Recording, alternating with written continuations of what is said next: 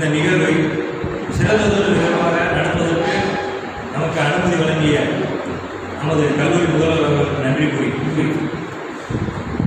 என்னுடைய இந்த உரையை ஆரம்பிச்சு முதலாவதாக நமது சிறப்பு விருந்தினரை பற்றி ஒரு சில விஷயம். நான் புகாரி நடத்தலாக யூடியூப்பில் நிறைய வீடியோஸ் என்ன செஞ்சுருக்காங்க.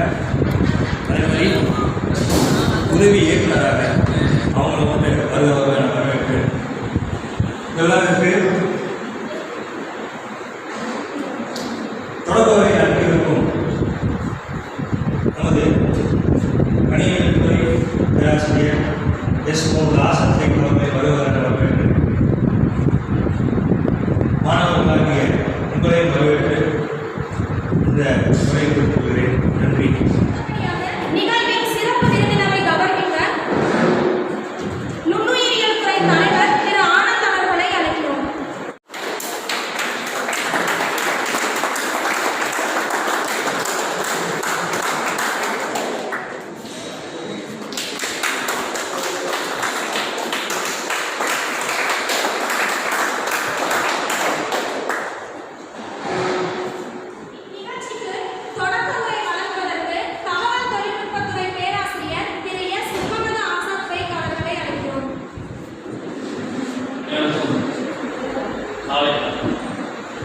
அதனோட தொடக்கமாக இந்த இளம் மாணவ பத்திரிகையாளர் சந்திப்பு மற்றும் புகைப்பட நிகழ்ச்சி. இந்த நிகழ்ச்சி தூங்குறதுக்கான நோக்கமே நீங்கள் நிறைய பொருள் சொல்லி வச்சிருக்கீங்க. அதை என்ன மாதிரி ஒரு சேனலில் பிரபலப்படுத்த முடியும், அதுக்காக நம்ம ஏற்கனவே எளிய மக்களை எட்ட முடியாத ஒரு இடத்துக்கு கொண்டு போகிறோம். அதுதான் நம்மளுடைய ஸ்லோகமே தாராளம் வந்தாலுமே அதுக்கு யார் கரெக்டாக இருக்குன்னு பார்க்கும்போது முதலாளி சார் வந்து ஃபேஸ்புக் மூலியமாக அறிமுகம் பண்ணார். அதனால அவர் மூலயமா உங்களுக்கு இந்த தகவல்களை எப்படி உலகமயமாக்கலாம், நாமளும் எப்படி இளம் பத்திரிகையாளர்களாக மாறலாம் அப்படிங்கிற செய்திகளை கொடுக்கறதுக்காக தான் சார் அந்த அகர்வுக்கு வந்திருக்கோம். அதே சமயத்தில் இந்த புகைப்பட தினத்தை பற்றி நான் சொல்வதற்கு முன்னாடி ஃபோட்டோகிராஃபி என்னன்னா என்ன அர்த்தம் அப்படின்னா ஒளியின் எழுத்து. நம்ம எழுத்து பார்த்துருந்தோம். ஒளியோட எழுத்து என்ன அப்படின்னா ஃபோட்டோகிராஃபி. இது ஒரு கிரேட்ட வார்த்தை. ஃபோட்டோகிராஃபியை பொறுத்த வரைக்கும் நம்ம இயற்கையை ரசிச்சிருப்போம், மலையை ரசிச்சிருப்போம், புயலை ரசிச்சிருப்போம், காற்று ரசிச்சிருப்போம், நிறைய விஷயங்கள் என்ன செஞ்சிருப்போம், ரசிச்சுட்டு போயிட்டே இருக்கும். அந்த ஃபோட்டோகிராஃபிக்கு இன்னொரு முகமும் இருக்கு. உலகத்தில் நடக்கக்கூடிய மிக கொடூரமான போற தாண்டவங்களை படம் எடுத்து காட்டக்கூடிய சில விஷயங்கள். அதை நீங்கள் பார்த்துருக்கலாம், இல்லை செய்தித்தாள்களை என்ன செஞ்சுக்கலாம், நீங்கள் படிச்சிருக்கலாம். அந்த ஃபோட்டோகிராஃபியோட முதல் நோக்கமே என்ன அப்படின்னா உலகத்தினுடைய இருந்த பக்கத்தில் வெளிச்சத்துக்கு கொண்டு வரதான் அவனுடைய முதல் வேலை.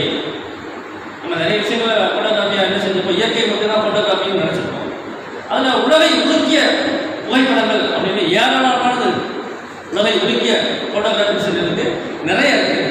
அதில் வந்து மெக்சிகோ, அமெரிக்கா இது நடுவில் அகதிகள் பிரச்சனை நடக்கும்போது ஒரு தந்தையுடைய டிஷர்ட் பின்னாடி ஒரு 2.5 வயசு குழந்தை அந்த ஆற்றை கடந்து போகும்போது என்ன செய்யறாங்க, ஆற்று வெள்ளத்தில் மாட்டிக்கிறாங்க. பாதுகாப்புக்காக அந்த டிஷர்ட்டை உள்ள போன குழந்தை பாதுகாப்பு இல்லாமல் இறந்து போயிருக்கு. அடுத்த நாள் என்ன செய்யறாங்க, அந்த மெக்சிகோ அமெரிக்காவில் நடக்கக்கூடிய போரை வந்து நிறுத்துறாங்க. அதே மாதிரி ஐலாந்து அந்த சிறுவனை பற்றி நீங்கள் கேள்விப்பட்டிருப்பீங்க. ஒரு இடத்துல டிஷர்ட் போட்டு வடக்கரை உரமாக துப்புரப்படுத்த மாதிரி ஒரு ஃபோட்டோ பார்த்துருப்பீங்க. நிறைய பேர் அதை என்ன செஞ்சுருப்பீங்க, ரொம்ப அதை பார்த்து ரொம்ப வருத்தப்பட்டிருப்பீங்க. இது எதுக்கு அப்படின்னா துருக்கியோட எந்த பிரச்சனையில் கடற்கரை ஓரமாக அந்த பையன் என்ன செஞ்சா இருந்தார். இதெல்லாம் என்ன அப்படின்னா ஒரு கொடிய டிக்டேட்டர்ஸ், சர்வாதிகாரிகளுக்கு ஒரு சவுக்கடி அந்த ஃபோட்டோஸ்லாம். அதே மாதிரி வியட்நாமுக்கும் அமெரிக்காவுக்கும் நடந்த போதில் அமெரிக்கா வீசிய கொடூரமான தாக்குதல்கள், அந்த வெடிகுண்டுகளுடைய வெப்பத்தின் விளைவாக என்ன செய்ய ஒரு 9 வயசு சிறுமி என்ன செய்யுது, உடல்கள் ஆலைகள் கூட இழந்துட்டு வெப்பத்தை தாங்க தவிச்சு ஓடிது. வியட்நாம் போகிறதுக்கு காரணமானது அந்த ஃபோட்டோகிராஃபர். நான் ஏன் உங்கள்கிட்ட சொல்ல வரேன் அப்படின்னா, அந்த ஃபோட்டோகிராஃபரை பற்றி சொல்கிறேன் அப்படின்னா, நாம் ஏதோ ரசிக்கிறது மட்டும் ஃபோட்டோகிராஃபி இல்லை. நம்ம சொல்கிற 1000 வார்த்தைகளை ஒரு ஃபோட்டோகிராஃபர் என்ன செஞ்சிடலாம், நம்ம பதிவு பண்ணிடலாம். இந்த ஃபோட்டோகிராஃபி வந்து எதுக்கு கேட்வே நுழைவாய் அப்படின்னா நம்மளுடைய பத்திரிகை. இப்போ நம்ம ஏதோ ஃபோட்டோ எடுத்தோம் வச்சோம் அப்படின்னு இல்லாமல் இது வந்து எப்படி இருக்கணும் அப்படின்னா உங்களுக்கு நாளைய பத்திரிகை துறைக்கு ஒரு வாசல் கதவுகளாக என்ன செய்யணும் இருக்கணும்ன்றது என்னுடைய விருப்பம். இந்த ஃபோட்டோகிராஃபிலாம் எத்தனையோ விஷயங்கள் நம்ம பார்த்தோம், படித்தோம், பேசணும். அதே சமயத்தில் அதில் ஒரே ஒரு சின்ன லைன் நான் வந்து செய்தித்தாளில் படித்தது, உலகத்தில் சிறந்த ஃபோட்டோகிராஃப் எது அப்படின்னு அந்த அறிஞர் கேட்குறாரு. என்ன அப்படின்னா, கண்ணாடி, உடைந்த கண்ணாடிக்குள்ள கரையான்களால் அடைப்பட்ட என் தாயின் சிரித்த முகமே சிலைந்த புகைப்படம் சொல்றாரு. நம்ம தாயுடைய அந்த பழைய ஃபோட்டோகிராஃப்ஸில் பிளாக் அண்ட் ஒயிட் ஃபோட்டோவில் இருக்கும்ல, அதுதான் சிறந்த புகைப்படம் என்ன செய்கிறாங்க சொல்றாங்க. இப்படி மனிதர்களுடைய உணர்வுகளை புரிய வைக்கிறதா இருந்தாலும் சரி, வாழ்க்கையுடைய வாழ்வியலை எடுத்து குறைக்கிறதா இருந்தாலும் சரி, ஃபோட்டோகிராஃபியுடைய மெயின் தீம். அதை ஏன் நம்ம காலேஜில் இந்த மாதிரி ப்ரொஜெக்ட் பண்ணுறோம், என்ன காரணத்துக்காக ப்ரொஜெக்ட் பண்ணுறோம் அப்படின்னா, உங்கள்கிட்ட இருந்து ஒரு நல்ல ஃபோட்டோகிராஃபிஸ், ஒரு நல்ல இளம் பத்திரிகையாளர்கள், நாளை சமூகத்தை எடுத்து தூக்கி சுமக்கக்கூடிய தூண்கள் நீங்கள். உங்களுடைய எழுத்து மூலியமா ஏதாவது ஒரு உத்வேகம் கருதுறாதா? நீங்கள் எழுதக்கூடிய ஒரு எழுத்து மற்றவங்களுடைய தலையெழுத்தை மாற்றிடாதா அப்படின்ற பேராசையினால தான் இந்த மாதிரி நிகழ்ச்சிகள் என்ன செய்யலாம், இதை தோணும். அதே சமயத்தில் ஒரு ஃபோட்டோகிராஃபும் ஒரு சாதாரண மனுஷனும் பேசுகிறாங்க. சின்ன நிகழ்வு, ஒரு ஃபோட்டோகிராஃபும் கேமராவும் எளிய மனிதன், நம்மளை போன்ற ஒரு எளிய மனிதன் என்ன செய்கிறாங்க, பேசுகிறாங்க. என்ன பேசுகிறாங்க அப்படின்னா, பஞ்சபூதங்களை கூட்டி வைக்கும் திறமை படைத்தாய் நீ. இளம் நீர் காக்காக சொல்லக்கூடிய பஞ்சபூதங்களை கூட்டி வைக்கும் திறமை படைத்தாய் நீ. அண்ணாந்து நான் வானத்தை பார்த்து ரசிக்கும் போது பறவைகளோட அசைவுகளை என் கண்ணால் சாதாரண பார்த்து முடிச்சிடுறேன். ஆனால் உன்னுடைய பின்பங்களால், உன்னுடைய கண்களால் அதை என்ன செய்கிற, உணர்வூட்டம் பெற்று மனிதர்களுக்கு என்ன செய்கிற, எடுத்து வைக்கிற. அதே சமயத்தில் வெளிச்சத்தை நோக்கிய பயணம் சொல்லுவாங்க எல்லாரும். வாழ்க்கையில் வெளிச்சமே வந்துடாதா, வெளிச்சத்தை நோக்கிய பயணம் என்ன செய்யறாங்க சொல்லுவாங்க. அந்த வெளிச்சத்தை நோக்கிய பயணம், கேமரா நம்ம மேலே உள்ளது வெளிச்சத்தை நோக்கிய பயணம், புகழ், இதெல்லாம் என்னது, வெளிச்சத்தை நோக்கிய பயணமாக நம்ம செய்யறது நினைச்சுக்கிறது. அதே சமயத்தில் இந்த உலகத்துடைய இருண்ட பக்கங்களை வெளிச்சத்துக்கு கொண்டு வருவது என்னது, கேமரா. அப்படி உலகத்துடைய இருண்ட பக்கங்களே வெளிச்சத்துக்கு கொண்டு வர கேமரா நம்முடைய வாழ்க்கையும் ஒரு மின்மினி அளவு போல ஒரு சின்ன மாற்றத்தை, வெளிச்சத்தை ஏற்படுத்துகிறாரா அப்படின்னதான் இந்த நிகழ்ச்சியுடைய நோக்கமே. அதே சமயத்தில் இந்த நிகழ்ச்சியை நாம் முதல்வரும் கலந்து ஆலோசிக்கும் போது எனக்கு ஒரே ஒரு சின்னது, ஏன் இந்த மாதிரி கொண்டு வரணும், மாணவர் பத்திரிகைக்கான தேடலை வந்து ஏன் புகைப்படத்தோடு சேர்க்கணும் அப்படின்னு சொல்லும்போது, சார் புது புது சிந்தனைலாம் சார் எடுக்கணும், அப்போ தான் மாணவர்களுக்கு ஒரு பயனுள்ளதாக இருக்கும் அப்படிங்கும்போது, புது புது முயற்சிகள்லாம் எப்படி அப்படிங்கும்போது நான் பார்த்த ஒரு சின்ன காணொலி. எப்போவுமே மனிதர்களுக்குள்ள கம்பேரிசன் நடக்கும்போது பிரச்சனை வரும். அதனால என்ன செய்வாங்க அப்படின்னா, எளிய மனிதர்கள் இயற்கையோட பேசுவாங்க. எப்போவுமே எளிய மனிதர்கள் வந்து என்ன செய்வாங்க, இயற்கையோட தான் பேசுவாங்க. அப்படி கவிக்கு ஏதோ ஒரு சின்ன கவிதை வரிதான். யார் ஒரு எளிய மனிதன் என்ன செய்யறாரு, யாருக்கு போட்டி போறாருன்னா வானத்தோட போட்டி போறாரு. எளிய மனிதன் வந்து என்ன செய்யறாரு, வானத்தோட போட்டி போறாரு. இப்போ ரெண்டு பேரும் கான்வர்சேஷன் நடக்குது, மாறி மாறி நடக்குது.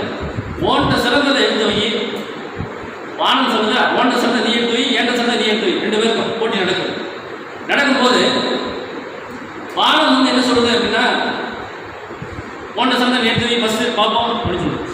உடனே நான் சொல்றேன், என்கிட்ட சிரிப்பு இருக்கு, என்கிட்ட புன்னகை இருக்கு. வானம் சொல்லுதா, என்கிட்ட வைகாரி பொழுது இருக்கு. அப்படியா, சரி வேற என்ன சிறந்தது சொல்லு அப்படிங்கும்போது இவர் வந்து என்ன செய்யறாரு, என்கிட்ட கண்ணீர் இருக்கு அப்படின்றார். வானம் சொல்லுது, மலையை எடுத்து வைங்க. ஓ அப்படி எடுத்து சொல்லியா, நான் வியர்வை எடுத்து வைக்கிறேன், உழைப்பால் வரக்கூடிய வியர்வை எடுத்து வைக்கிறேன். அப்போ வானம் சொல்லுதா, நட்சத்திரத்தை எடுத்து வைக்கிறேன். இப்போ நீ வியர்வை எடுத்து நான் நட்சத்திரத்தை எடுத்து வைக்கிறேன். அப்போ மனிதன் கோபம் என்ன இருக்கு அப்படின்னு உடனே வானம் சொல்லுதா, நான் வெயில் எடுத்து வைக்கிறேன் அப்படின்னு சொல்லுவேன். நெக்ஸ்ட் மனுஷனுக்கு பிடித்தமான ஒரு உணர்வு காவல் எடுத்து வைங்க அப்படின்றாங்க. அவன் என்ன செய்யறான், வானம் என்ன செய்யறது, நிலவை எடுத்து வைக்கிறது. இப்படி மாறி மாறி மாறி போய்கிட்டே இருக்கு. ஒன்று சிறந்தது, எட்டு சிறந்தது. இப்போ வானத்தை ஜெயிச்சு ஆரம்ப இக்கட்டான சூழ்நிலையில் என்ன செய்யற மனிதன் இருக்கிறான். அப்போ புதிய புதிய சிந்தனைகளையும் தேடல்களையும் உள்ளடக்கிய என் மனித உறுப்புகளில் உன்னதமான காவலை எடுத்து வைக்கிறேன் அப்படின்னு சொல்லி முடிக்கிறான். வானம் என்ன செய்யுது, வறட்சியாக பார்க்குது, ஒன்றும் செய்ய முடியல, வானம் தோத்து போச்சு. அப்போ புதிய சிந்தனைகளையும் புதிய மாற்றத்தையும் உள்ளடக்கிய நோக்கி பயணம் செய்யும் போது வானமே தோத்து போகும். வானமே தோத்து போகும்போது மனிதர்களை பார்க்கணும். அதனால் என்ன செய்யுங்க, வாழ்க்கையில் புதிய முயற்சிகள் புதிய சிந்தனைகள் ஏற்படுத்தி உன்னதமான வாழ்க்கைக்கு வாழ வழியளிக்கணும்னு சொல்லி என்னுடைய என்ன செய்யறேன் முடிச்சு.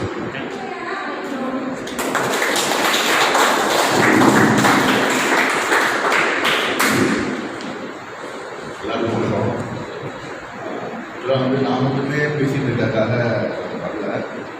நீங்களும் நானும் பேசினா நல்லா இருக்கும்னு தோணும். நம்மக்குள்ளே நான் எனக்கு ஆக்சுவலாக நீங்கள் நிறைய பேர் நான் ஃபோட்டோஸ் பார்த்தேங்க. ஃபோட்டோஸில் பயங்கரமாக இருந்துச்சு. டெக்னிக்கலாக நிறைய பேர் அப்டேட் ஆகிருக்கீங்க. பட் நீங்கள் ஒரு வேலை பார்க்குறீங்க, அந்த வேலை வந்து வெளில போய் தெரியணும் இல்லை இருக்குங்க. அப்போனா ஒரு படைப்பு ஒரு கிரியேட்டராக இருக்கும்போது நம்ம ஒரு வேலை பண்ணுறோம், அந்த வேலை வந்து வெளில தெரியும் போது நமக்கு நிறைய மோட்டிவேஷன் இருக்குது. ஸோ நம்ம பண்ண வேலையை வெளியே தெரியப்படுத்துறதுக்கான ப்ராசஸ் சேனலைஸ் பண்ணுறதுக்காக தான் எப்படி பண்ணுறது என் பேர் துபாரி. நான் மதுரை தான், ஒரு இன்ஜினியரிங் ஸ்டூடெண்ட். உங்களை எவ்வளோ பேருக்கு மீடியாவில் ஒர்க் பண்ணணும் ஆசை இருக்குது? மீடியாவில் யாருக்கும் ஒர்க் பண்ண ஆசை இல்லையா? சேனலில் ஒர்க் பண்ணணும், டிவியில் ஒர்க் பண்ணணும், சினிமாவில் ஒர்க் பண்ணணும். ரொம்ப கம்மியாக இருக்கீங்க. ஆனால் ஃபோட்டோஸில் நிறைய பேர் இருக்கீங்க.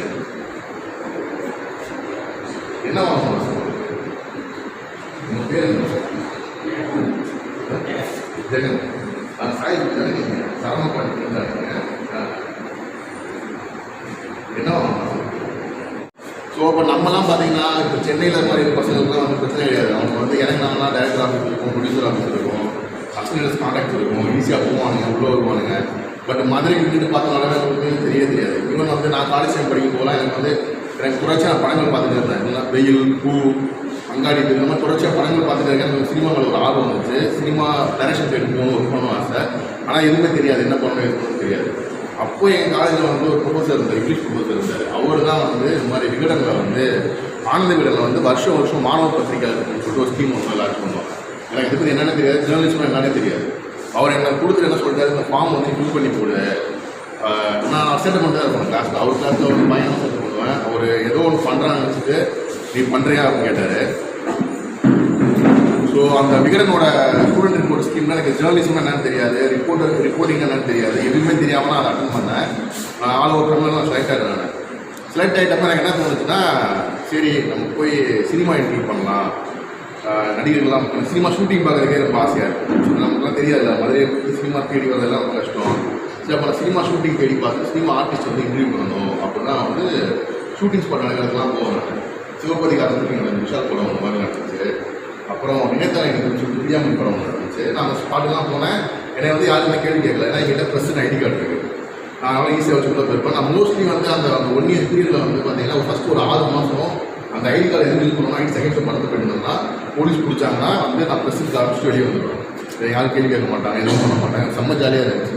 ஏன்னா ப்ரெஸ்னால் நமக்கு அவ்வளோ இது எனக்கு அதை பற்றி எதுவுமே தெரியாது, எழுதணும் தெரியாது, எப்படி வந்து ஒரு நியூஸ் கேதர் பண்ணணும்னு தெரியாது. நல்லா ஜாலியாக இருந்துச்சு. நைட்டு 1 மணிக்கு 2 மணிக்கு வரும்பொழுது வீட்டுக்கு வரும்போது எங்கெல்லாம் குடிக்கிறாங்களோ அங்கே காலை காமிச்சிட்டு வந்துடுவாங்க. அப்போ சினிமா இன்டர்வியூ போகணுன்னு சொல்லிட்டு நான் ஆர்டிஸ்ட்லாம் தேடி போகிறேன். ஒரு நாள் ரெஸ்பான்சிபிள் இருந்துச்சு. விகடன் ஒரு பெரிய நிறுவனம், அங்கேருந்து ஒருத்தன் வரான். எனக்காக கிடையாது, துபாய்க்கு ஒழுங்காக கிடையாது, விகடன் ஒரு பிராண்டுக்காக வந்து அலோவ் பண்ணுறாங்க. நிறைய பேர் பார்க்குறேன்.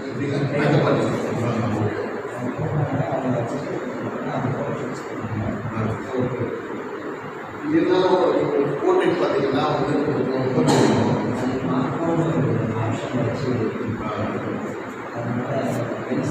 இதை போர்ட்ரேட்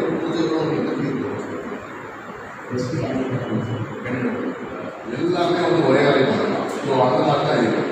எளிய மனிதர்கள் அப்படின்னா வந்து அவங்க வந்து பாவப்பட்டாங்க, அப்படிலாம் கிடையாது.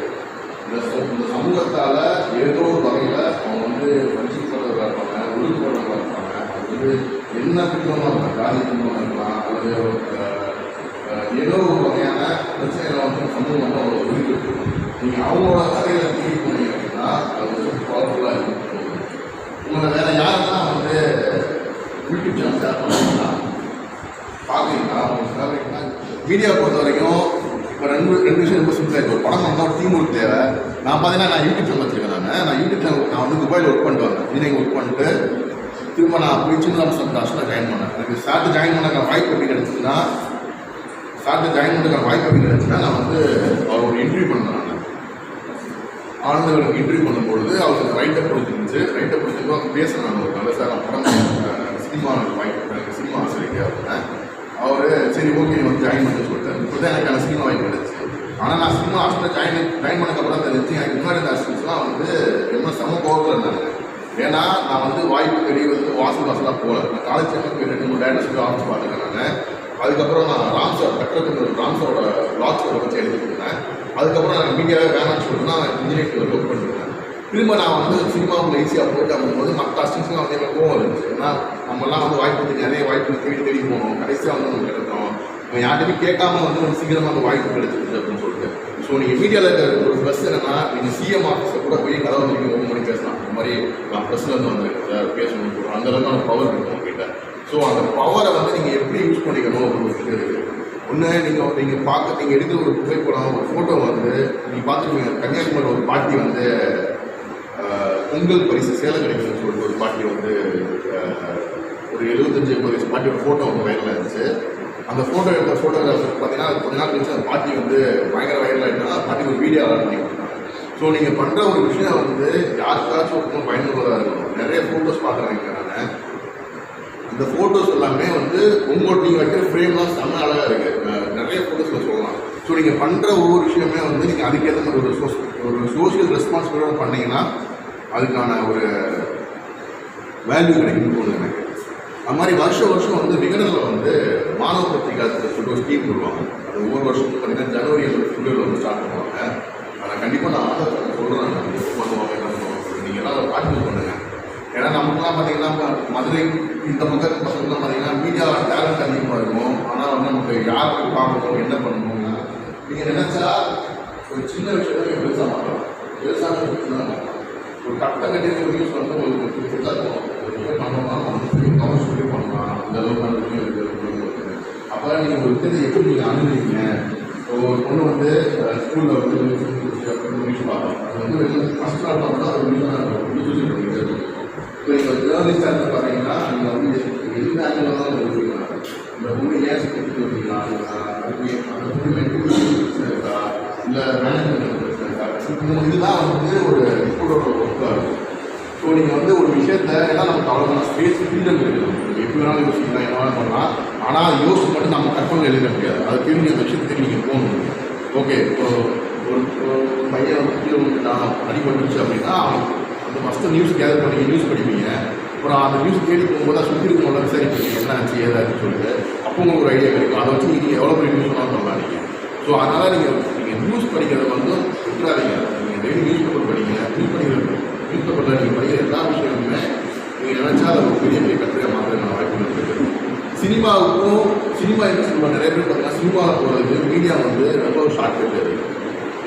நீங்கள் ஈஸியாக யாரெல்லாம் அப்ரோச் பண்ணலாம், அவங்களுக்கான ஒரு பழக்கவழக்கத்தை கொண்டு பண்ணலாம். இல்லை அப்படின்னா நீங்கள் டெய்லி ஆஃபீஸ் ஒவ்வொரு ஆஃபீஸாக போகணும், ஒரு டைரக்டர் ஆஃபீஸ் போகணும், ப்ரொடியூசர் ஆஃபீஸ் போகணும், அவங்க மதிக்கவே மாட்டாங்க. இதுவரை நீங்கள் எனக்கு 2 வருஷம் 3 வருஷம் ஃபாலோ பண்ணி இன்னும் அசிஸ்டன்ட் சான்ஸ் கிடைக்காத பசங்களாக இருக்காங்க தெரியும். ஸோ நீங்கள் அந்த மீடியான்றதை பயணம் யூஸ் பண்ணிக்கோங்க.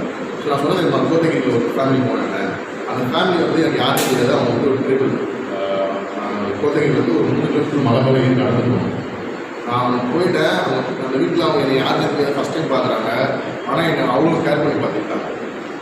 சாப்பாடு அது இதுன்னு சொல்லி கிட்டத்தட்ட ஒரு 6 பொண்ணுமே வந்து அண்ணா போவோம், அவ்வளோ ஒரு லவ் இருக்கும் வீட்டில். அப்போ அவங்க சாப்பாடு போகணும்னு சொல்கிறாங்க. அந்த வீடியோ நான் பண்ணிட்டேன். வீடியோ பண்ணதுக்கப்புறம் அகரம் வந்து ஃபோன் பண்ணி அந்த குழந்தைங்களோட படிப்பு 2 குழந்தைங்களோட படிப்பு வந்து அவங்க ரிப்போர்ட் பண்ணிக்கிட்டாங்க. எனக்கு பர்சனலாக வந்து அந்த வீடியோ வந்து என் சேனலில் வியூஸ்லாம் போயிருக்காரு, ஒரு 4000 பேர் 5000 பேர் அவ்வளோதான் பார்த்துருப்பாங்க. பட் அந்த வீடியோ பார்த்துட்டு அந்த ஃபேமிலிக்கு ஒரு விஷயம் நடந்துச்சு, அது ரொம்ப சந்தோஷமான மூமெண்ட். ஸோ நம்ம ஒரு விஷயம் பண்ணுறோம் அப்படின்னா ஏன் பண்ணுறோம் எதுக்கு பண்ணுறோம்னு யோசிக்கணும். நான் சொன்னது கம்பம் கிட்ட வந்து ஒரு ஃபேமிலி போகிறது விவசாயிகள்லாம் வந்து ஏலக்காய் எடுத்து போகிறாங்க. அங்கே நான் இது பண்ணணும்னு பிளான் பண்ணியிருக்கேன், பட் இன்னும் நான் கிரௌண்ட் ஒர்க் எதுவும் பண்ணல. ஆனால் நான் கேள்விப்பட்ட நியூஸ் என்னன்னா அந்த 6000 பேர் ஃபேமிலியை விட காலைல 5 மணிக்கு வந்து கிளம்பி போகணும்.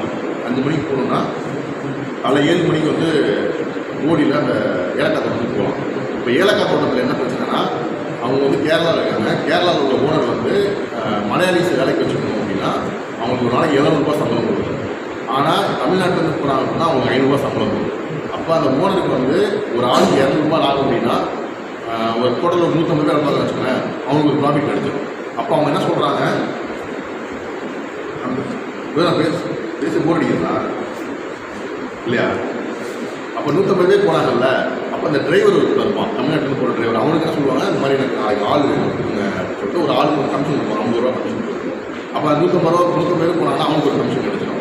அப்போ இதில் வந்து இந்த ஓனருக்காரங்களுக்கு லாபம் கிடைச்சிடும், இந்த டிரைவருக்கு லாபம் கிடைச்சிடும். இப்போ என்ன பிரச்சனைனா இந்த தேனியில் வந்து விவசாயம் பண்ணுறதுக்கு ஆட்களே கிடையாது. விவசாயம் பண்ணுற ஆளுன்னா விவசாயமே கிடையாது தேனியில். அப்போ அவங்களுக்கு நம்ம நமக்கு தினசரி வேலை வேணும்னு சொல்லிட்டு அவங்க வேலைக்கு போக வேண்டிய கட்டாயத்தை தள்ளப்படுறாங்க. தேயிலை வேலை பார்த்தாங்கன்னா அவங்க சம்பளம் வெறும் 250 ரூபா. இப்போ அவங்களுக்கு வந்து கேரளாவில் சம்பளம் 500 ரூபா. ஆனால் அந்த கமிஷன் அது இது எல்லாம் போக 310 ரூபா கிடைக்கும் அவங்களுக்கு. வெறும் 60 ரூபாய்க்காக காலைல 5 மணிக்கு எழுந்திரிச்சு தேயிலை ஆரம்பித்து 7 மணிக்கு எல்லாம் போவாங்க. சாயந்தரம் 4 மணிக்கு கிளம்புனாங்கன்னா 6 மணிக்கு வருவாங்க. இப்போ என்ன பிரச்சனைனா இதில் மிகப்பெரிய ஒரு பொருளாதாரம் இருக்குது. இந்த வண்டியில் வந்து ஜீப்லாம் போவாங்க. ஒரு ஜீப்பில் மேக்ஸிமம் அளவு பார்த்தீங்கன்னா 12 பேர் வரைக்கும் போகலாம். ஆனால் இவங்க ஒரு 20 பேர் வரைக்கும் அடைச்சி போட்டு போவாங்க. அப்போ அந்த போகிற அந்த 2 மணி நேரம் ட்ராவலில் வந்து அவங்க ஒரு ரெஸ்ட் ரூம் போனால் கூட போக முடியாது. பெண்கள் வந்து மென்சஸ் காலத்தில் போனால் ரொம்ப பிரச்சனை ஃபேஸ் பண்ண வேண்டியது இருக்கும். ஸோ உடல் ரீதியாக நிறைய பிரச்சனை ஒன்று பண்ண வேண்டியது இருக்கும். ஸோ இதெல்லாம் வந்து பார்த்தீங்கன்னா இவங்க சம்பாதிக்கிறது எல்லாமே பார்த்தீங்கன்னா இவங்களோட வெறும் அந்த 250 ரூபா சம்பளம் இருக்கும். 300 ரூபா சம்பளத்தில் இவங்களோட உழைப்பில் தான் அவங்க சம்பாதிச்சிருக்காங்க. எல்லாருமே ஓடர்களுக்கும் சம்பாதிச்சிருக்காங்க. ஸோ இதெல்லாம் பண்ணலான்னு சொல்லிட்டு எனக்கு பிளான். ஆனால் இப்போ எனக்கு என்ன டவுட் தோணுதுன்னா, ஓகே இப்போ நான் வந்து டாக்குமெண்ட் பண்ணிட்டேன் அப்படின்னா இதனால சொசைட்டி மாறுமா அப்படின்னா என்னால் பதில் சொல்லிட்டேன். எனக்கு பதில் கிடையாது. நம்ம ஒரு 5000 பேர் 6000 பேர் ஓகே அவங்க வேலை எக்ஸ்பர்ட் வச்சுக்கலேன், நம்ம வேலை கொடுக்க முடியுமா? முடியாது.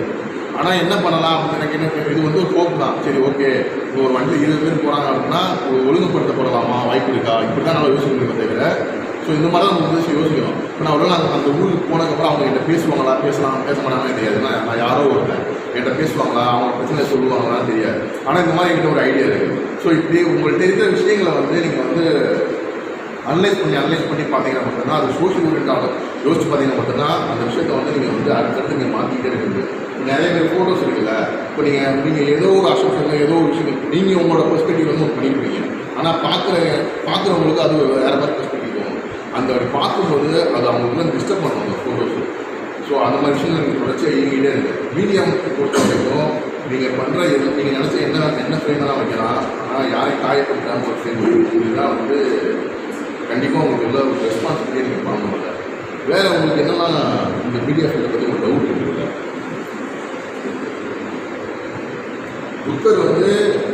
புத்தராக தெரியும். ஆனால் அவர் வந்து சித்தார்த்தா கதை உங்களுக்கு இல்லை. புத்தர் எப்படி புத்தராக தெரியும். சித்தார்த்தா இருந்தார், பணக்கார வீட்டு ஃபேமிலியில் இருந்தார். அவர் வந்து ஒரு நாள் ஊருக்குள்ள சுற்றினார்.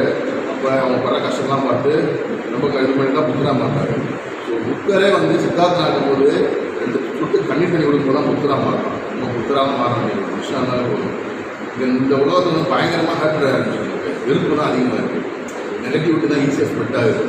ஸோ அப்போ நம்ம அந்த விஷயங்களை மட்டும் நோக்கி போகாமல் பாசிட்டிவாக என்ன விஷயம் பண்ண முடியும், ஹியூமானிட்டி சார்ந்த என்ன விஷயம் பண்ண முடியும், மனுஷனுக்கு மனுஷனாக ஒரு சக மனிதர்கள் அன்பு கிடைக்கிறது என்ன விஷயங்களோ அது உங்களோட டூல் மூலமாக நீங்கள் பயன்படுத்துங்க. ஒரு கேமரா மூலமாகவோ இல்லை உங்களோட லைட்டப் மூலமாகவோ உங்களோட படங்கள் மூலமாகவோ ஒரு ஆர்ட் ஃபார்மாக கன்வெர்ட் பண்ணிட்டே இருக்கு. நீங்கள் உங்களுக்குள்ள நிறைய விஷயங்கள் இருக்கும். அதை நீங்கள் ஆர்ட் ஃபார்மாக கன்வெர்ட் பண்ணால் மட்டும்தான் அது வந்து ஈஸியாக போய் எல்லாம் நீங்கள் என்ன நினைக்கிறீங்களோ அதை மக்களுக்கு ஒரு பாதிப்பு உண்டு பண்ணும். அது மிகப்பெரிய ஒரு இம்பாக்ட் கிரியேட் பண்ணும். உங்களை வந்து மீடியா சம்பந்தமாக ஏதாச்சும் நான் வந்து போகணும், இந்த போகணும், வேலைக்கு போகணும், இந்த வேலை பார்க்கணும், அந்த மாதிரி உங்களுக்கு எந்த சிக்கல் இருந்துச்சு அப்படின்னாலும் நீங்கள் நான் ஃபேஸ்புக்கில் இருப்பேன், இன்ஸ்டாகிராமில் இருப்பேன், என்னோட யூடியூப் சேனல் இருக்குது, சார் நீங்கள் ஆசை சார் கனெக்ட் பண்ண கூட போதும். நான் ஆசை சார் மூலம் கைட் பண்ணுவாங்க. உங்களுக்கு யாருக்கெல்லாம் டவுட் இருக்குது, என்ன மாதிரி போகணும் ஆசை இருக்குன்னு சொல்லலாம். இல்லை இப்போ எதுவும் பார்க்குறேன் என்ன மாதிரியான ஐடியா இருக்குல்ல, எனக்கு படிச்சு முடிச்சுக்கோம் முடிச்சதுக்கு என்ன பண்ணணும் கோர்ஸ் போகணும், கோயில் இங்கே போகணும், சென்னை போகணுமா, ராமபாட்டி இருக்குங்களா, இது கிடையாது. நீங்கள் மீடியாவில் போகலாம், மீடியா தானே உங்களுக்கு அப்போ மீடியாவில் நான் கொஞ்சம் தெரிவிக்க போவாங்க. மீடியாவில் உங்களுக்கு என்ன சொல்லணும் தெரியும். இப்போ கோரிக்கை சும்மா டான்ஸ் ஆட முடியாது. ஒரு தீம் வச்சுருப்பீங்க, ஒரு ஸ்டோரி. ஓகே இந்த ஸ்டோரி வந்து நம்ம வந்து டான்ஸ் அக்கௌண்ட் பண்ணலாம். இப்போ ஸ்டூடெண்ட் இருக்கிற மாதிரி நீங்கள் வந்து டான்ஸ் அக்கௌண்ட் பண்ணலாம் கொடுக்கணும். ஸோ அந்த மாதிரி ஏதாச்சும் வழி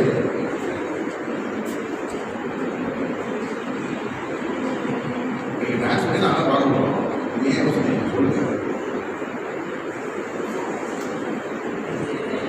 இல்லை இல்லை ஆனால் நீங்கள் அதுக்கான இது பண்ணாலும் எந்த சொசைட்டி வந்து அப்ளை பண்ணணும். வெளியே யூஸ் பண்ணிக்கணும். என்ன பிரச்சனை நடக்குன்னு தெரிஞ்சால் மட்டும்தான் உங்களால் வந்து அதை வந்து ஆரம்பிக்கணும். நீங்கள் வந்து இல்லை நான் வந்து எனக்கு நான் டான்ஸ் பிஸ்னஸ் தெரியும், எனக்கு நான் அதை வச்சு மட்டும் நான் பெரிய எக்ஸ்பீரியன்ஸ் பார்த்தீங்கன்னா நீங்கள் வந்து ஒரு பெர்ஃபார்மராக இருக்கீங்க, நான் ஒரு கிரியேட்டர் இருக்கீங்க. அது அப்போ இந்த சொசைட்டியில் நிறைய விஷயங்கள் நம்ம டெய்லி அப்சர்வ் பண்ணோம்னா நிறைய நியூஸ் படிக்கணும். நியூஸ் படிக்கணும். இன்னொரு பிரச்சனை என்னன்னா நம்ம வீட்டிலலாம் பார்த்தீங்கன்னா படித்து முடிச்சது வேலைக்கு போய் சம்பாதிக்கணும். நம்ம ஸ்கூலில் ஃபஸ்ட் கிராஜுவேட் நிறைய ஃபஸ்ட் கிராஜுவேட் கிடையாது. உங்கள் வீட்டில் நீங்கள் ஃபஸ்ட் கிராஜுவேட்டா நிறைய குடும்பங்கள் அப்படி தான் இருக்குது. எல்லா எனக்கும் படிக்கணும் அட்ரஸ் தெரியாது எதுவுமே தெரியாது சொல்லிட்டு. ஆனால் இந்த ஏரியாவுக்கு வாரத்தில் செவ்வாய்க்கிழமை தெரிய போகிறோம்னு சொல்லிட்டு நான் ஒரு 2.5 மாதம் போனேன். அவரை அந்த டைமில் கண்டுபிடிக்க முடியல. ஒரு மாதம் கண்டுபிடிச்சிட்டேன். அவர் பேர் நாகேஷ். அப்போ அந்த அவர் பேசுனாங்க இது ஒன்று இப்போல்லாம் வந்து ஜவுளி கடை எல்லாமே ரெடிமேட் ஆகிடுச்சு. 100 ரூபாய்க்கு போகாமல் நல்லா சட்டை எடுக்கலாம் நீங்கள். ஆனால் நீங்கள் வந்து கிழிஞ்ச துணி தைச்சா உங்களுக்கு 15 ரூபா சம்பளம். பார்க்க ஒரு துணி தைச்சா 15 ரூபா கொடுப்பாங்க. அப்போ நான் கேட்குறேன் ஏன் நீங்கள் இந்த வேலையை விடலாமா அப்படிங்கும்போது இல்லை எனக்கு இதுதான் தெரியும், நான் இதை நம்பி தான் வந்து எவ்வளோ பேர் தப்பாங்க கேட்குறீங்கன்னு கேட்டேன். தெரியல என்னை நம்பி ஒரு 4 குடும்பங்கள் இருக்காங்க. ஒவ்வொரு ஏரியாவும் 4 பேர் இருக்காங்க. அதிகபட்ச சம்பளம் வந்து ஒரு நாளைக்கு ஒரு 100 ரூபா கிடைக்கும் இந்த வேலை பார்த்தா. ஸோ அவங்க நம்பி கூட வாழ்க்கையை வாழ்ந்துட்டு இருக்காங்க. இந்த மாதிரி ஆட்கள் தான் தேடி பண்ணிட்டு இருக்கேன். அப்போ அவங்க நான் வந்து அந்த வீடியோ பார்த்தவங்க வந்து கேட்டாங்க நான் ஒரு பணம் தரேன், ஒரு 10,000 ரூபாய் தரேன், அவர் வந்து எதுக்கு அடைஞ்சிட்டே இருக்கிறாரு, ஒரு இடத்துல உட்கார்ற மாதிரி வந்து ஒரு ஏதாச்சும் அமைச்சு கொடுக்குன்னு சொன்னாங்க. அப்போ நான் போயிட்டு அவர்கிட்ட ஒரு கல் வண்டி அரேஞ்ச் பண்ணி ஒரு வாழைப்பழம் வச்சு தரேன் வாங்க கேட்டேன் அப்படின்னா. அவர் என்ன சொல்லிட்டாரு அதெல்லாம் வேணாம் அப்படின்ட்டு. ஏன் அப்படின்னு கேட்டால் நான் வந்து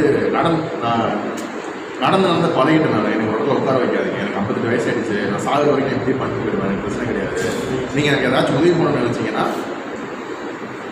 எனக்கு 58 வயசு ஆனால் 60 வயசு தான் பென்ஷன் தரேன்னு சொல்கிறாங்க, உதவி தரேன்னு சொல்கிறாங்க, நீங்கள் அதை மட்டும் முடிஞ்சால் வாங்கி கொடுக்கலான்னு சொல்கிறாங்க. ஸோ மனுஷர்கள் வந்து நம்ம தான் வந்து டெய்லி லைஃப் கொடுத்துட்டே இருக்கோம். எனக்கு அது இல்லை இது இல்லை பண்ணது இல்லை அப்படின்னு சொல்லிட்டு. ஆனால் அதெல்லாம் தாண்டி மனிதர்கள் நம்பிக்கையோடு இந்த உலகத்தை அடைஞ்சிருக்காங்க. நம்ம தான் அவங்க பார்க்குறது. நிறைய மனுஷங்க நம்ம தேடி போவோம். மனுஷங்க தேடி போனால் மட்டும்தான் அவங்களோட மனுஷங்களோட பேசுகிறதுனா வெறும் பேசுகிறவங்க கிடையாது, அவங்க மனசை கூட உட்காந்து பேசுகிறோம். அது ஒரு நிறைய பேர் ஷேர் பண்ணிக்கலாம் என்கிட்ட பர்சனாக நிறைய ஷேர் பண்ணியிருக்காங்க.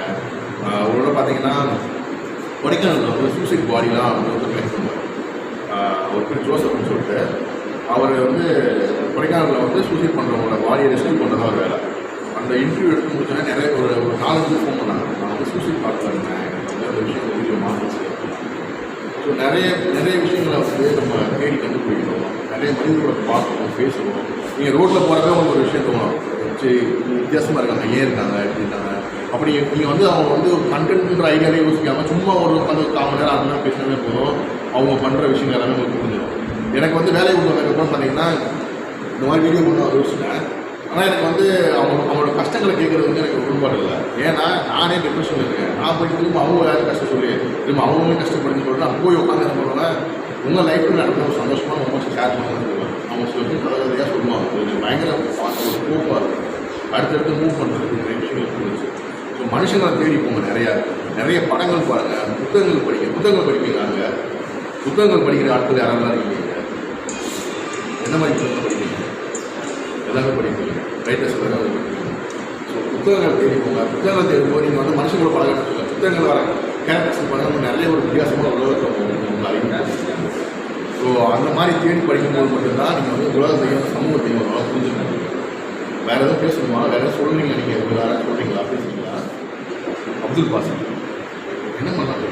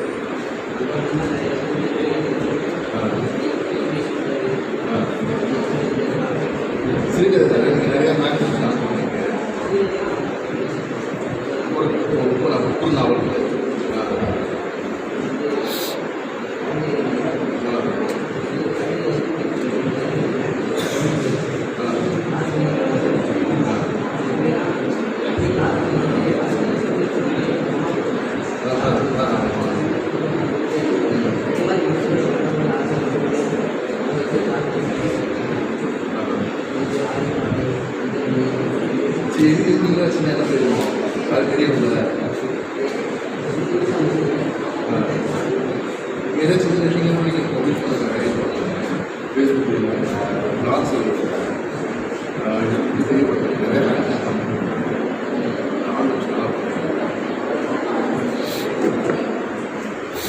ரொம்ப நன்றி. நிறைய பேர் சொன்னாங்க. உங்களுக்கு என்ன சப்போர்ட் தேவைப்பட்டாலும் மீடியாவில் என்ன சப்போர்ட் தேவைப்பட்டாலும் எனக்கு கொடுங்க. என்னால் முடிஞ்ச கைடன்ஸ் நான் கண்டிப்பாக நான் பண்ணுவேன். ரொம்ப நன்றி.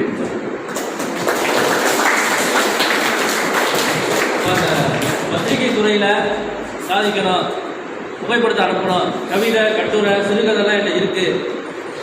அதை நான் வந்து பிரசுரம் பண்ணுறதுக்கு எனக்கு வழி தெரியல, எனக்கு டவுட்ஸ் இருக்குது, கொஸ்டின் கேட்கணும்னு யாராவது நினச்சா கேட்கலாம். ஒரு 2 மினிட்ஸ் யாராவது உங்களுக்கு என் கவிதை இருக்குது, கட்டுரை இருக்குது, ஒரு பிரபலமான பத்திரிகையில் வந்து பிரசுரமாகணும் அப்படின்னு யாராவது நினச்சிங்க அப்படின்னா சாருடைய ஃபேஸ்புக் இருக்குது, அவரை ஃபாலோ பண்ணிக்கிங்க. யூடியூப் சேனல் இருக்குது, அவர்கிட்ட ஏதாவது கருத்துக்கள் தெரியப்படுத்தணும்னா ஏன் மூலியமாக தெரியப்படுத்தா நேரடியாக என்ன செய்யுங்க, அவங்கள்ட்ட தொடர்பு.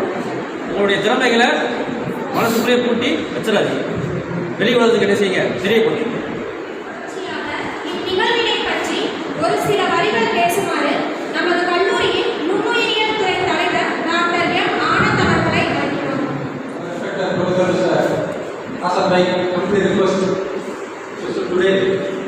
We are going to organize a final day program of organization that will say something about the keynote address for this event. But after gathering the message from Asad Bhai, really I'm surprised and nervous to say about this program. Because basically I have stage fright.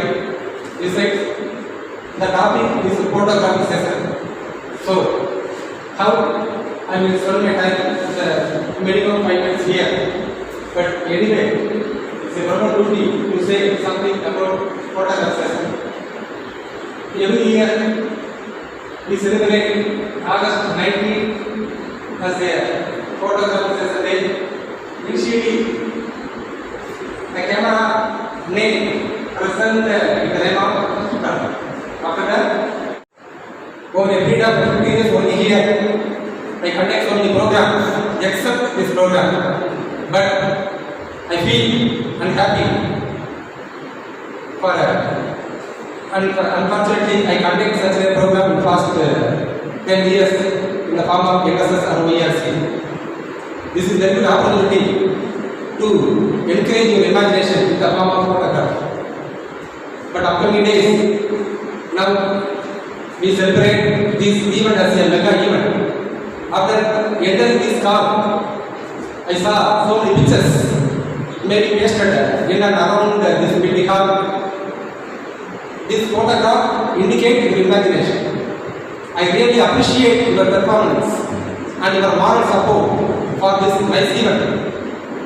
I feel just maybe 10 or 15 photographs may be pasted in and around the hall, but so many photos present and occupied this area, around 100 photos. So many students come over here in a energetic manner for your nice presentation.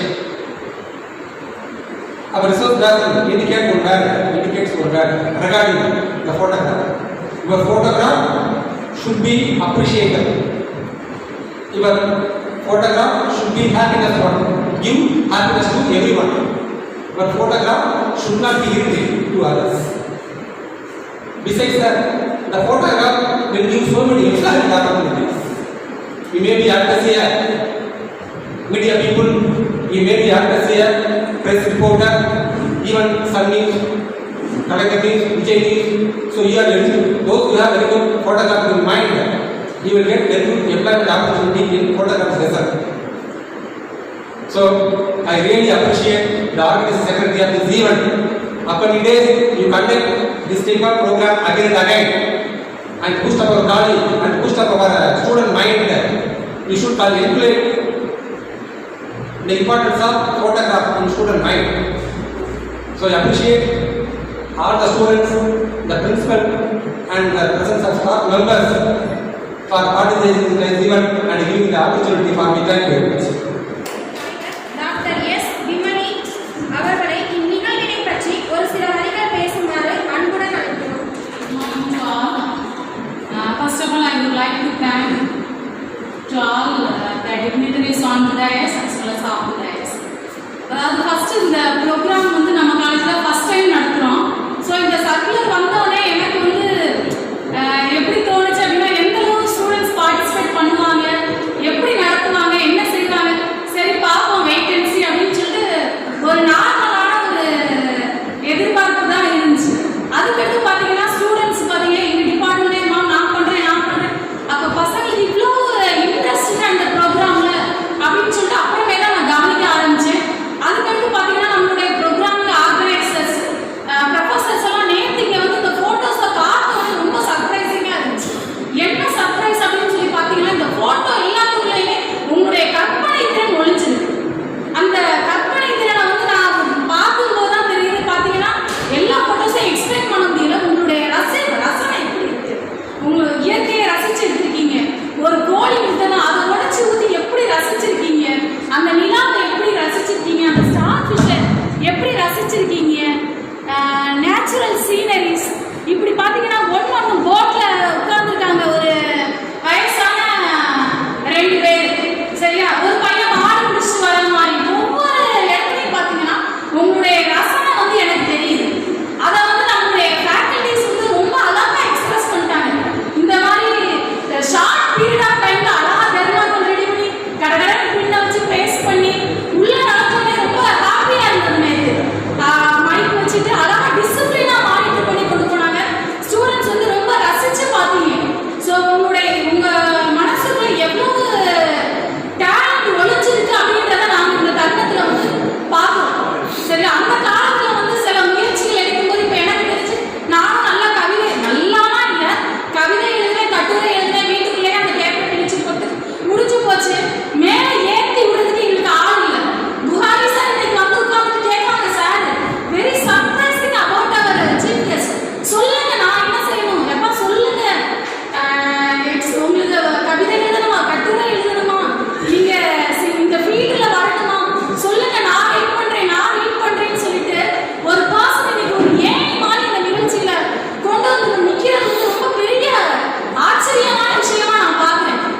நீங்க எல்லாருமே talented person, இவ்வளோ கற்பனை திறனையும் இவ்வளோ டேலண்ட்டையும் உங்க மனசுக்குள்ள வச்சிருக்கீங்க அப்படின்றது இந்த நிகழ்ச்சி மூலமா நம்மளால நம்மளுடைய ஃபேக்கல்டி மெம்பர்ஸ் வந்து வெளிக்கொண்டு கொண்டு வந்துட்டாங்க. இதுவே வந்து பெரிய ஆச்சரியம். கிட்டத்தட்ட எனக்கு தெரிஞ்சு மோர் தென் 40 ஸ்டூடெண்ட்ஸ் இருக்கீங்க. அவ்வளோ பேர் டேலண்டட் பர்சனாலிட்டி. சரியா, உங்களுக்குள்ள திறமை இருக்குன்றதை நீங்க உணர்ந்திருக்கீங்களா? இந்த தருணத்துல எல்லாருமே டேலண்டட் பர்சன் ஒத்துக்கிறீங்களா? உட்கார்ந்துருக்க எல்லாருமே நமக்கு திறமை இருக்குன்னு ஒத்துக்கிறீங்களா? நான் ரியலைஸ் பண்றேன் உங்க எல்லாருக்கிட்டையுமே திறமைகள் ஒழிச்சிருக்கு. You have multiple personality. சரியா, நமக்கு இன்னைக்கு ஏற்படி மாதிரி இன்னைக்கு வந்து உட்கார்ந்துருக்காங்க நம்மளுடைய கெஸ்ட். சரியா, நல்ல ஒரு வாய்ப்பு, உங்களுக்கு வாய்ப்பு கொடுக்குறேன்னு வந்திருக்காங்க. ஸோ சார் வந்து ஃபியூச்சர்ல பயன்படுத்துங்க. நம்ம எந்த துறையில நமக்கு டேலண்ட் அவங்கள பயன்படுத்திக்க முடியுமோ பயன்படுத்திக்கங்க. உங்களுடைய எதிர்காலத்தை சக்ஸஸ்ஃபுல்லாக கொண்டு போங்க. இவ்வளோ இந்த ப்ரோக்ராம் சக்ஸஸ்ஃபுல்லாக கொண்டு வரதுக்கு நம்மளுடைய faculty members bike sir, Najamudeen sir, அப்புறம் பிரவீன் சார், ப்ளஸ் வேற யாரெல்லாம் நமக்கு தெரியாம இருந்தாங்களோ, ஏன்னா மற்றவங்களுக்கு சாதாரண விஷயமா இருக்கா இல்லைன்னு எனக்கு தெரியல. என்னைய பொறுத்தளவுக்கு நான் ரொம்ப ப்ரௌடா ஃபீல் பண்றேன்.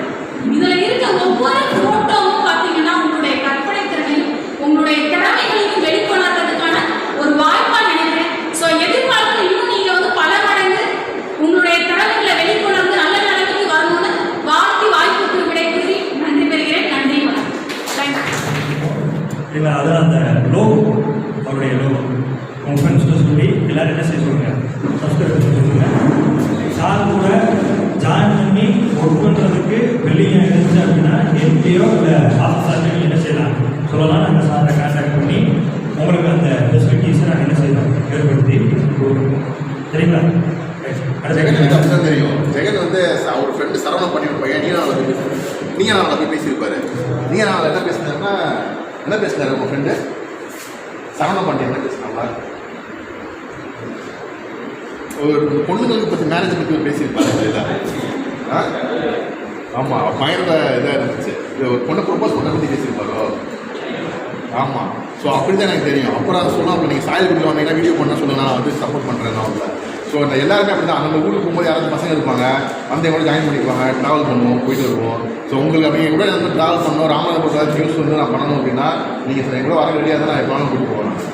நீங்கள் வந்து நியூஸ் எப்படி கேதர் பண்ணணும், நியூஸ் எப்படி டாக்குமெண்ட் எப்படி அதை எதுக்காக அந்த நியூஸ் பண்ணணும், அதோட விளைவுகள் என்ன மாதிரி இருக்கும் எல்லாமே ஸ்டடி பண்ணலாம், சேர்ந்து ஒர்க் பண்ணலாம், டிஸ்கஸ் பண்ணிக்கலாம். நான் பண்ண ஸ்டெப்ஸ் தப்பாக இருக்கும், நீங்கள் டெக்னிக்கலி நிறைய அப்டேட்டாக இருக்கீங்க.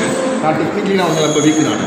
எனக்கு வந்து ஐடியாஸ் இருக்கும், விஷயம் இருக்கும், இது மாதிரி இருக்கணும் இப்படிலாம் இருக்கும், பட் நான் எக்ஸிக்யூட் பண்ணுறேன். டெக்னிக்கலாக எனக்கு தெரியாது எனக்கு. பட் எனக்கு இந்த விஷயம் தான் பண்ண போகிறோம், இதுதான் வேணும் அப்படின்னா அது கிளியர்கட்டாக இருக்கும். ஸோ நீங்கள் அந்த மாதிரி தான் என் கூட ஜாயின் பண்ணி ஒர்க் பண்ணுறதா தான் ஒர்க் பண்ணலாம், எடிட் பண்ணி கொடுக்கலாம், இல்லை நீங்கள் வந்து கேமரா பண்ணி பண்ணலாம். இந்த மாதிரிலாம் இருந்தால் நீங்கள் கூட எப்போ நாள் ஜாயின் பண்ணிக்கலாம். நன்றி வருவதற்கு திருமதி வானப்பிரியா அவர்களை